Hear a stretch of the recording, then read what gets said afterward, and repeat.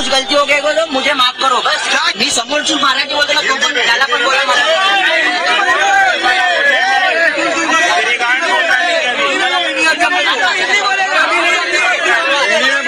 मुझसे कुछ गलती हो गई तो मुझे माफ करो बस। क्या गलती बोलेगा तू रिकॉर्ड हो रहा है बोल। उसको मैं मराठी में पूछा ये कितने का, उसने बोला इतने का। मैं बोला 10 रुपये ज्यादा हो रहा है, मी मराठीमध्ये बोललो 50 रुपये घे। त्यांचे 2 मित्र होते जेवायला बसलेले, त्यांना पण बोललो 50 रुपये घे। तो बोलतो मला मराठी येत नाही। मराठी येत नाही तर कशाला, एवढं किती वर्ष झालं तुला महाराष्ट्रामध्ये राहतो तर कशाला मराठी येत नाही तर तुम्ही बोल। आधा घंटे में बहन पूरा मुंगा बंद